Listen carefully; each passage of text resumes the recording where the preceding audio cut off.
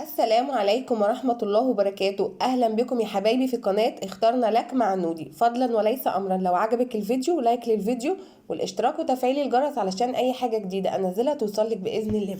النهاردة هنعمل مع بعض سلطة بابا غنوج أو المتبل زي ما اخواتنا في دول الخليج بيقولوا عليه.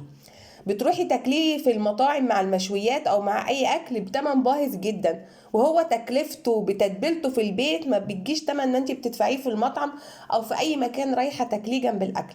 هتحط جنب المشويات جنب اي اكل. يلا مع بعض نشوف المقادير ونشوف الخطوات وهنعمله ازاي.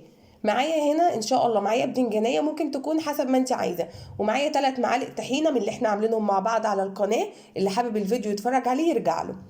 ومعايا هنا عصير ليمون، يعني نص عصير ليمون او ليمونه على حسب ما انت بتحبي طعم الليمون. ومعايا من البهارات كزبره ناعمه، كمون، بابريكا، ومعايا رشه شطه صغيره، ومعايا ملح، ومعايا كزبره، معايا بقدونس انا اسفه، ومعايا فصين توم وزيت.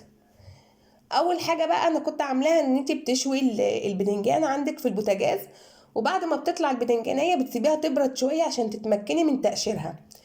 الطريقه دي اسهل طريقه، بتمسكيها من العنقود كده بعد ما بتبرد وتبتدي تقشري فيها، وبعد ما بتخلصي من التقشير بتروحي قاطعه العنقود ده ونقلها في طبق تاني وهرساه بالشوكه زي ما انت شايفه كده. دي اسهل طريقه لتقشير البدنجان. الاول تشويه وبعد كده بتسيبيه يبرد شويه، وبعد كده بتبتدي تقشري عشان الطريقه دي تسهل عليكي تقشيره. لو سخن هيتهرى منك ولا هتعرفي تمسكيه. هنا بعد ما خلصته هنقله في طبق وههرس البدنجان الاول بالشوكه. هما دول الخليج مسمينه المتبل لان هما بيحطوا عليه زبادي. هنا مش بيحطوا عليه زبادي في مصر، يعني الغالبيه العظمى اكترهم بيكتفوا بالطحينه، لكن في دول الخليج بيحطوا عليه زبادي وبطعمها رائع بصراحه، يعني بيخلي الطعم بتاعه جميل. هنا ابتديت اهرس البدنجانيه بالشوكه. طريقته سهلة وطريقته بسيطة، وتروحي في المطاعم بقى تاكليه جنب مشويات أو أي أكل انت طالباه، يحطولك في ضمن السلطات وحاجاته غالية، وانت بتعمليه في بيتك ومش مكلف ومفهوش أي حاجة أصلا، ونفس طعم المطاعم. هنا الطحينة اللي احنا عملناها مع بعض، هنزل أنا حاطة هنا معلقتين كبار طحينة. دي بقى التتبيلة بتاعته اللي هي زي اللي بتاكليه في المطعم بالظبط، دي تتبيلة المطاعم. اهو هبتدي احط الطحينه وبعد كده احط كل المواد اللي انت شايفاها دي كلها عليه. اللايك يا حبايب قلبي للفيديو والاشتراك وتفعيل الجرس، قناه اخترنا لك مع نودي. وهنا نزلت بالليمونه، دي ليمونه، هي ليمونه صغيره. وهنا فصين توم انا فرماهم،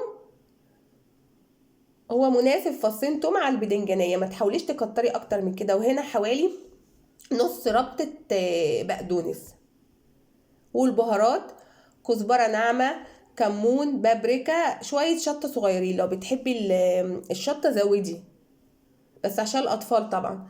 وهنا نزلت بالملح وهقلب كله مع بعضه، وفي آخر حاجة هضيفها معلقتين زبادي كبار. ده بقى المتبل، أول ما تضيفي له الزبادي بقى المتبل بتاع دول الخليج. هنا هحط الزيت وطعمه جميل ورائع. مش شرط تاكليه جنب مشويات او لحوم، تعملي جنبه شويه بطاطس محمره، شويه سلطه، جنب الطعميه لما تيجي تفطري الصبح، والفول، جنب اي حاجه، مش هقول لا. يعني الحاجات دي بتبقى جميله جنب اي نوع اكل انت عاملاه. بصي قلبت كله في بعضه، نفس تتبيله المطعم باذن الله، ونفس الطعم واحلى كمان، ويكفي ان انت ضامنه النظافه بتاعته، انت اللي شغاله في حاجتك بايدك، يعني بتاكلي وانت مطمنه وضامنه نظافته ليكي ولاولادك.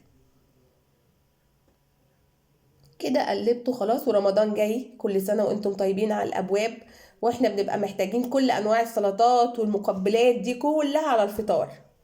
وبابا غنوج طبعا بيحتل مركز رئيسي ايام رمضان. هنا بعد ما خلصت كله بقى هضيف معلقتين زبادي كبار. ده كده رايح بقى لاسم المتبل. اخواتنا في دول الخليج بيطلقوا عليه اسم المتبل، هنا في مصر وفي الدول العربية بيقولوا عليه بابا غنوج. مصر الدول العربية. ما مصر تبع الدول العربية.